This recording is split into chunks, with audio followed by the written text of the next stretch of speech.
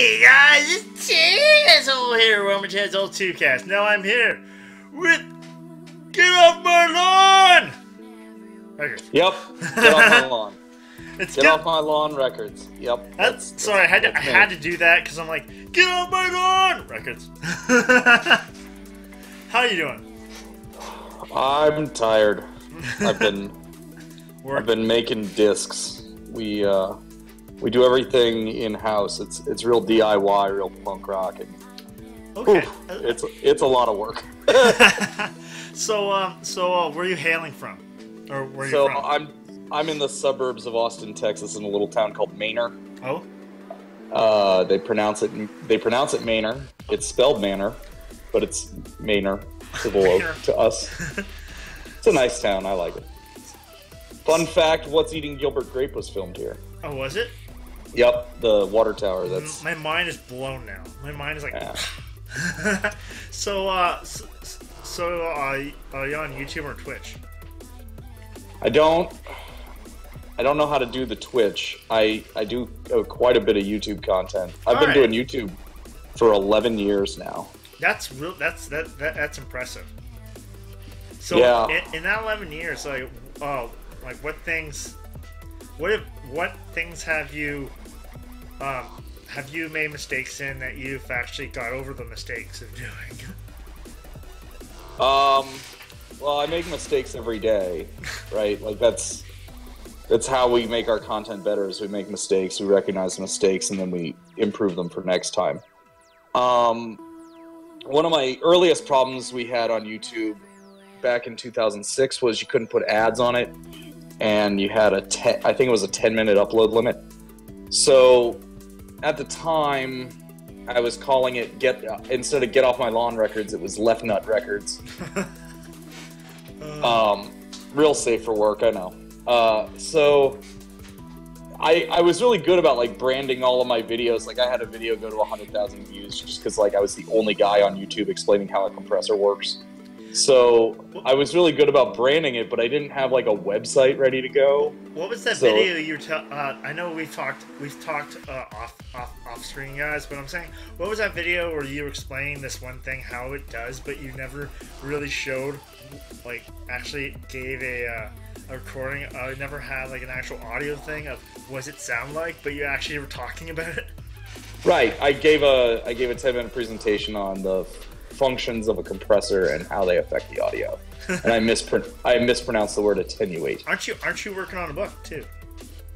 I am. It's called the Art of the Lead Vocal by Donald W. Moore. I'll do it real funny, like the Art of the Deal cover, but it'll be me with a microphone in front of me. It's kind of my approach to getting a good lead vocal, which in the world of making records, there's really two kinds of music. There's vocal music, and then there's instrumental music. And I'm primarily an instrumentalist. Don don't sing. I'll eventually make a record called that. But occasionally I do work with a singer, and I've got a very specific process I like to use when I'm going through that, so that we don't have to use a lot of auto-tune and make it sound real artificial. I'm really big on getting a nice, clean, real sound. All right, so I definitely have to say this. You were when we were talking off camera. You were talking about that you have been working on a record, or a few. A few. Okay, a few. A few. Yes, guys. So the easiest way is getoffmylawnrecords.bandcamp.com. You can go and see all the various records that we have up and available for sale. I just did one with a very good singer named Millicent Hughes. She played piano on that, and glockenspiel, and a 1974 Rhodes Mark I. I played I played guitar and bass, and then Josh Peters played trumpet, superbone, and drums on that record. And then we brought in Stefan Del Bosque, who's an excellent drummer in his own right, but he played clarinet on the title track. It's called Between the Worlds. That one's the big record. But I did 3 more this year. Didn't you have I'll say this, like it's a celebrity in my sense, but wasn't that Al? You actually interviewed someone that was really big, someone that worked with Pink Floyd and some of the bigger names out there. Yeah, that's one of the better performing videos on my channel. Is my interview with Steve Albini. I like doing interviews with bigger name producers, engineers, industry guys, right? I find them fascinating. I like doing like an hour long. It's really interesting the way they think and way it's like it's just like the way they think or the reason why they do things the way they do. It's just really cool. Right. It's a nice way to get to pick somebody's brain and kind of peek into the approach and their kind of view on the world, and that really informs the way they make music. Yeah, Steve Albini, he produced In Utero with Nirvana. Oh yeah. And he's done a whole bunch of other records. He worked with Jimmy Page, and he's like the last big analog guy. He really believes in tape. I really believe in tape. So I was like, I got to talk to you for an hour. So I did, and it was a lot of fun. And I came out learning a lot. I wound up asking him questions like nobody's ever asked him in an interview. I'm always proud when I do that, like throw him off guard, be like, why do you hate jazz? And he's like, I just hate it. I don't know why. So it's like, why do you hate rap, good sir? It's like touche. Yeah, that's about it, right? And then I interviewed this guy Eric Seraphin. He goes by Mixer Man. He's mixed a lot of big time records. The most culturally significant, I would say, would be those first two Far Side records he did, and he also did some work with, I don't know, people who have more money than I would know how to spend. But he wrote a series of very interesting books that had a pretty profound impact on me. He wrote The Daily Adventures of Mixer Man, which was it was really a blog that he was chronicling the misadventures of recording this album with this awful band. And for years, nobody knew his name. He just went by Mixer Man. It came out. It's just like it's kind of like that dynasty, like Mountain Man. Hey, look down the road, neighbor. Yeah, Mountain Man. It's like, what's his name? Mountain Man. We just call him Mountain Man. Yeah, pretty much. That's Mix, man. I don't know, but like I remember when I was emailing him initially to like set everything up. His email name was Mick Zerman because it's Mixer Man. So he really he's really taken that branding and owned it for years. And then I also talked to Bob Olson, who was the staff engineer at Motown during the heyday. He pressed record for Marvin Gaye. Whoa. So yeah, that's a pretty cool interview.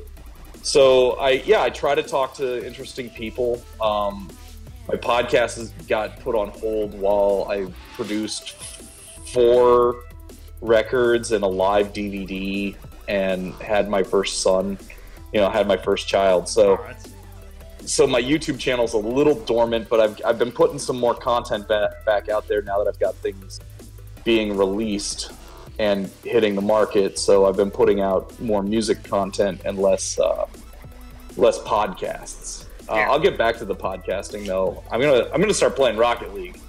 You and I played Rocket League. It was so much fun. I'm gonna start playing Rocket League. Yeah, Rocket League. That is the one game that I swear we're both gonna get good at. We're gonna try hard at.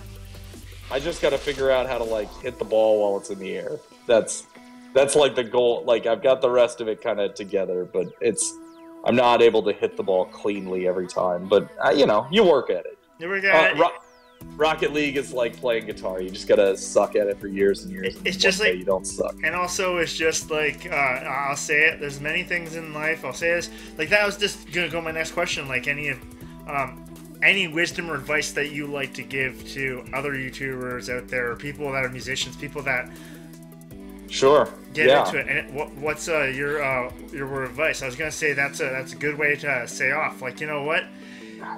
Don't think you're gonna get into it and think that you're gonna be amazing. The fact is, it's gonna be a long way. You got to put in a lot of hard work to get the quality that you want, and then you're always adding a little bit to it.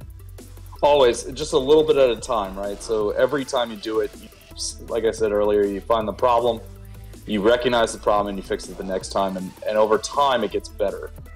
But I give a lot of advice on the podcast. There's a lot of back catalog. One of my favorites is All That Matters Is Output. That's probably the biggest advice I can give to anybody is you just gotta release it. You got to finish it. You can't. There's too many people that get into this perfectionism trap where they know that they can fix a thing, so then they spend hours, 50, 60, hours. Yeah. And you can't do it, because then what happens is then you're not outputting, and we live in a world where you got to output constantly. So all that matters is output. The other one I always say is throw away your first 100, because the first 100 songs you write are just not good. Typically, nobody knocks it out of the park the first time. And so if you're looking to become like a songwriter, you'd write 100 songs, and then you generally know how to write a song, and then from there you can work on writing a good song. So in a lot of ways, all this stuff just kind of comes down to doing the work. As unglamorous as that sounds, we have a whole industry of people telling you there's shortcuts, and there aren't. You just gotta, when it comes to music, you just gotta practice, and when it comes to making content, you just have.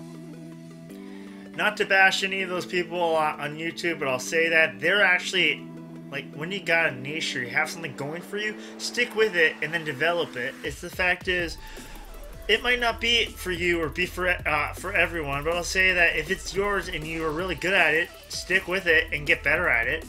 But I'll say that, like, how to get people watching, viewers and subs and all this lovely stuff, that's a niche of its own on YouTube. It's actually the #1 search term on YouTube, which is how to get more views on YouTube. And there's a whole sub-series of guys out there who have marketed themselves as the experts in that particular topic, and then they wind up making videos every day with tips and tricks and da-da-da-da-da. And if you watch 20 of them, you generally understand what there is. I mean, YouTube's not that complicated. It's get your tags right, get your description right, make a decent looking thumbnail, and then make the content compelling. But also, a big thing is networking. Like, yeah, it's absolutely. I mean, the reality is, if you go looking at YouTube, especially startup channels, you'll see videos. I've seen more than one video on YouTube with 0 views. That means somebody put it up and didn't even look at it themselves. Like, you're gonna ask me to look at it when you're not gonna look at it yourself? It's just like those big people that are telling you can't. And the fact is, it's like, I've been putting the effort, talking to my community, networking with the people, and the fact is, I'll say it, like, I'm proud to have 27.1 thousand tweets, and I'm glad that I make that public. Because the fact is, yeah, I've done the work, I've done the time. The fact is, a lot of these verified people that are verified, not naming names, sorry, I'm not knocking you verified people either, but I'm saying that you guys don't necessarily like to put how many tweets you do. I don't do a ton of I have a Twitter. It's at Donald Mohr, and that's DonaldMohr. Okay. And whenever I put out videos on my YouTube, on a couple of YouTube channels, I do the Jazz Destroyers as well. Oh. We do a weekly series on that called Freeform Fridays. It's hashtag Freeform Fridays. You'll find all the videos. I don't tweet a lot. I never. Twitter feels somewhat impersonal to me. It's very hard to have a serious conversation with somebody on Twitter that doesn't just like instantly devolve into hyperbole, because at 280 characters now, like, good luck trying to something like that.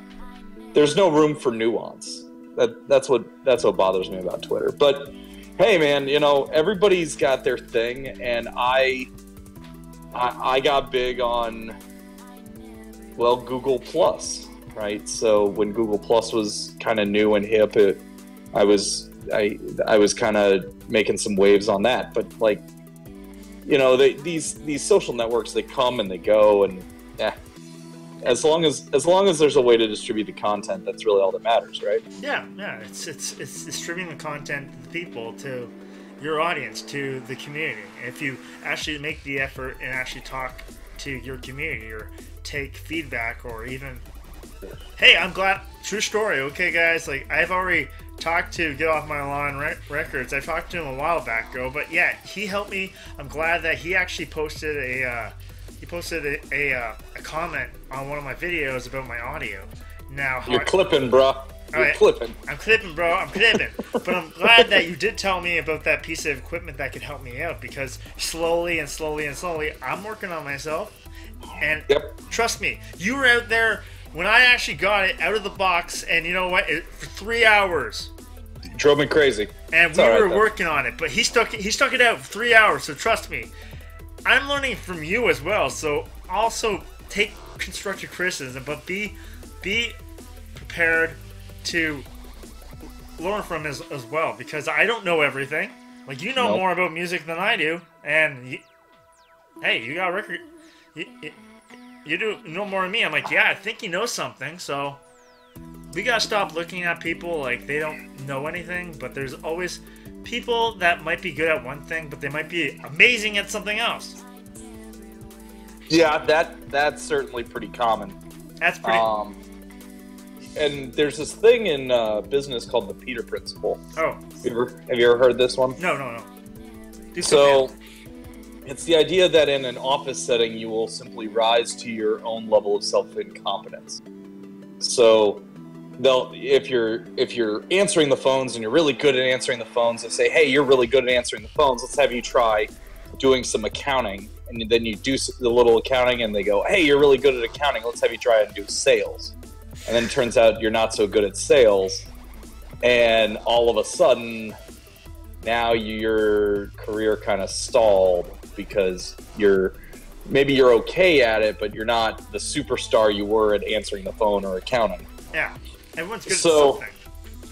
Yeah, so everybody's good at certain things and not other things. And yeah, you got to find your strengths. I'm really big on building a team and a community. Yeah. That I think is one of the more important things. We're all members of communities, and we're all leaders of our own communities.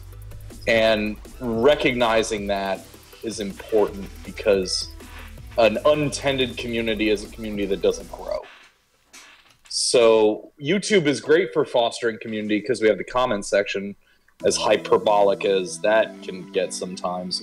But, you know, it ultimately, it's a good way. Like, somebody can leave. I'm a narcissist enough to where I'll check the comments on this video and answer questions if anybody actually has questions. Yeah.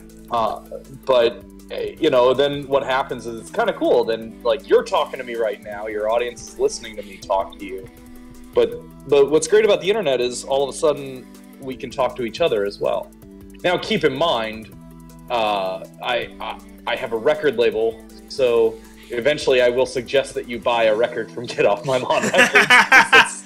That's what I do. Yes, and yes, yes. I'm gonna say, I'm looking at the time. Thank you. That's all the time for today. But like I said, we'll close with that. I'll definitely post a link to your to where you get more get your records. I'll definitely have to post that link in the comments below, as well as your channel, man. So thank you for being on the show, man. Yeah, thank you for having me. And you know, as I always say, get off my lawn. Well, I'll try not to step on the grass. All right, you know.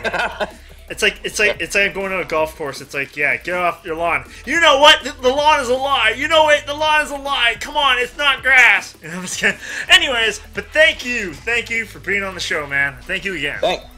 Thanks. Anyways, guys, you know what?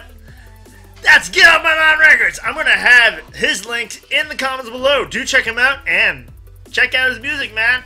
Awesome record. So I'll see you guys. So please, guys, leave me a like, because I like bacon. You like bacon. We all like bacon. Now, please, guys, please. If I can get better, I get a little close to you. All right. If I can get better at my skills, doing my Tubecast, and you want to hear something, and you say, "Hey, that'll make it better." You know what? I'm open to your suggestions. So please leave me a comment, because come on, guys, we gotta understand each other. Come on. I like to ask a specific question for my comment. Sure. So on mine, I think on this one we should ask everybody what their favorite album is of all time. All right, guys, you post that in the comment. What's your favorite all-time album, man? What's your favorite all-time album? I know what my favorite album is, but trust me, good luck figuring that out. But yes, guys, leave that in the comments below. Yeah. And have you already suggested that they subscribe? Well, that's the one thing with me. I know I don't like to say, subscribe, subscribe. You know, I'm pushing subscribe in your face. No, I'm saying, guys, subscribe to me if you want to. But no, please, guys, hit that bell. No! Not Taco Bell. I'm not sponsored yet, but no, I'm not sponsored. So please hit that notification bell. You'll stay up to date to all my new videos, and then you'll get to meet more people and more people. It's their content that you should be watching. Come on, my stuff might not be like everyone's cup of tea, but hey, maybe I'll guarantee you guys out there, there's something for everyone. So please stop by, and I'll see you guys next time, guys.